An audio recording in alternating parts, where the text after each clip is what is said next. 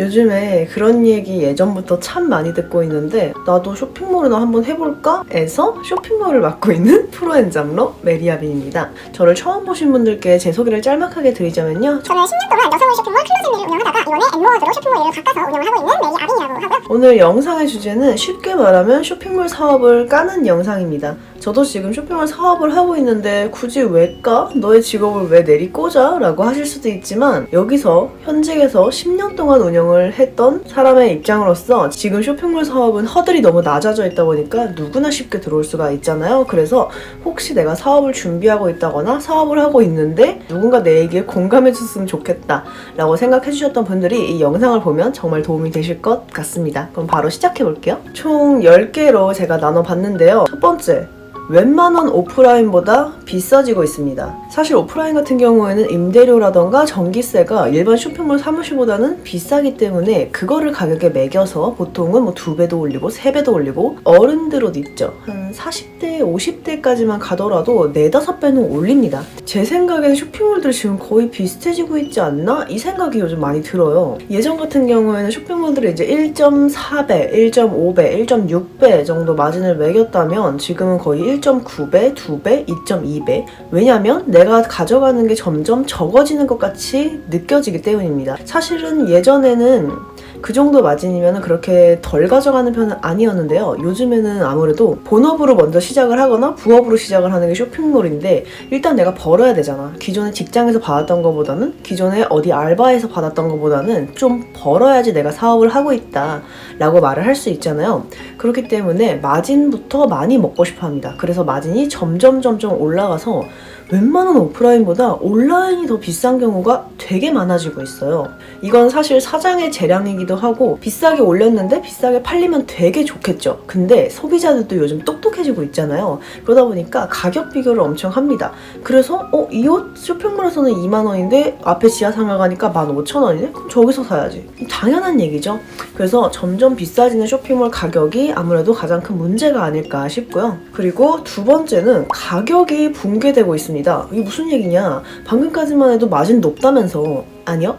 학생들 지금 틱톡이나 아니면 유튜브에 에이블리 사장, 에이블리 대표, 에이블리 쇼핑몰만 검색해도 굉장히 많은 학생 대표님들이 나옵니다. 이제 그 학생이 대학생의 기준이 아니라 거의 중학교, 고등학교 친구들이 많이 유입이 되고 있어요. 그렇다 보니까 그들이 물론 전부 다는 아니겠지만 몇 명은 마진 계산을 전혀 하지 않고 올리고 도매처에서 우리는 이 정도 적정 마진은 지켜주세요 라고 말을 하는데도 불구하고 안 지키고 올리는 경우가 되게 많습니다. 거의 10,000원에 떼온 옷을 13,000원, 14,000원에 올려버리니까 정말 일반 쇼핑몰들이 이런 학생들을 봤을 때 쟤네는 왜 저렇게 팔지? 우리 거 안 사면 어떡하지? 이런 생각도 하지만 진짜 조금 오래된 대표님들이 보면은 저렇게 해서 남는 거 있나? 쟤 큰일 났다.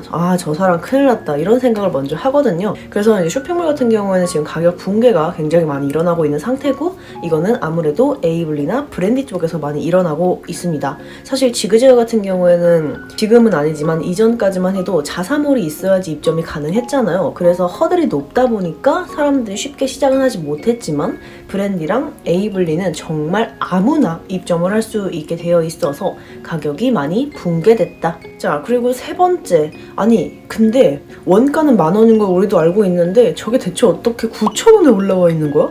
이럴 수도 있어요. 이건 제가 알아보니까 도매들이 대거 유입되었습니다. 도매 시장을 하시는 분들이 본인의 가족이나 이런 식으로 사업자를 따로 파가지고 입점을 해서 판매를 하시는 분들이 점점 생겨나고 있는데 도매에서도 팔고 그리고 소매로도 팔기 때문에 완전 100%는 아니에요. 적당한 금액으로 올려주시는 분들도 있습니다. 근데 단점은 일단 가격 붕괴가 됐고요. 그리고 두 번째로 이분들이 너무 잘 팔아가지고 물건을 수급받을 수가 없을 지경이에요. 그래서 본인들이 더 많이 팔고 우리 같은 쇼핑몰들은 우리도 팔았는데 도매에 물건 좀 주세요. 도매에서는 죄송해요. 저희도 물건 없어요. 금방 만들어 드릴게요. 미송 잡으세요. 이래버리니까 돈은 돈대로 나가지 배송은 배송대로 늦어지지? 진짜 미치겠더라고요. 5번째는 카피 상품이 점점 늘어나고 있습니다. 이 카피는 뭐냐면 정말 브랜드 제품을 카피해서 파는 것도 있지만 그냥 도매 제품을 카피해서 우리가 메이드로 했다라고 거짓말을 치면서 파는 쇼핑몰도 되게 많이 있고요. 따라 사입이라고 해가지고 엄청 잘 파는 쇼핑몰의 물건을 따라서 사입을 해서 우리 사이트에 뭐 1,000원이나 2,000원 정도 더 싸게 올리는 시스템도 있습니다. 이건 사실 정말 대표자의 역량 문제고 미끼를 어떻게 걸 거냐의 차이긴 하지만 그래도 이러한 방식들이 계속 지속되면은 같은 옷들이 천차만별의 가격으로 500원 뛰기, 100원 뛰기 형식으로 업로드가 되다 보니까 제가 앞에서 말한 1번 문제, 가격이 붕괴되었다에 아무래도 한몫을 하지 않을까 싶습니다. 그리고 카피 제품 같은 경우도 이제 브랜드를 카피하는 걸 쇼핑몰이 하는 게 아니라 도매에서 해가지고 쇼핑몰에 쫙 뿌려요. 그럼 우리 같은 쇼핑몰들은 이게 무슨 브랜드 건지 몰라. 생판 처음 보는 거야. 그러면은 오 예쁜데 하고 업데이트를 해요. 그리고 나서 이제 내용 증명 받아요. 생판 처음 보는 브랜드인데 여기를 카피했다고? 이러면서. 물론 브랜드를 욕하는 건 아니지만 물론 쇼핑몰도 모르는 거예요. 사실 브랜드님들도 쇼핑몰들이 어디 있는지 모르는 것처럼 쇼핑몰 하는 사람도 브랜드가 어디 있는지 잘 모릅니다. 그리고 6번째는 진입장벽이 점점 낮아지다 보니까 자사몰보다는 아무래도 제가 말했던 것처럼 에이블리, 브랜디, 뭐 네이버 스마트 스토어 이런 데들은 굉장히 접근이 쉽잖아요. 정말 사업자만 만들어도 사업자가 없어도 입점을 할 수 있는 곳이기 때문에 공급만 늘어나고 있어요. 수요는 적당히 있는데 공급이 계속 늘어나. 왜냐면 계속 수요하던 사람들도 내가 이 쇼핑몰에서 옷 사고 여기서 옷 사고 이런 분들도 쇼핑몰을 차려버리니까 점점 수요가 떨어지고 공급만 늘어나고 있다. 근데도 사실 이제 어린 친구들이 점점 커가면서 수요와 공급은 계속 돌고 돌긴 하겠죠. 어쨌든. 그리고 7번째는 건강이 안 좋아져요. 일단 업무 루틴이 굉장히 구립니다. 시장은 밤에 열지, 우리는 낮에 일을 해야 되지, 고객님들은 오전 중에 웬만해서 문의를 받기 원하지, 택배는 4시 전에 꼭 나가야지 내일 받을 수 있지, 주말에는 또 촬영을 할 수 있는 거고 하면서 점점 루틴이 꼬여서 몸이 망가지고 자꾸 아파요. 저 같은 경우에도 비타민 D가 몸에 하나도 없다고 나와가지고 비타민 주사를 맞고 있거든요. 저는 햇빛을 보는데도 불구하고 비타민 주사를 맞고 있습니다. 이 정도로 건강이 많이 악화될 수 있는 사업이다. 자, 그리고 8번째는 성격이 아작나요. 그러니까 성격이 안 좋아져요. 원래도 안 좋았지만 더 안 좋아져요. 왜? 거래처랑 커뮤니케이션 해야 되지, 고객 피드백 다 받아줘야 되지, 2개만 해도 그냥 미쳐버립니다.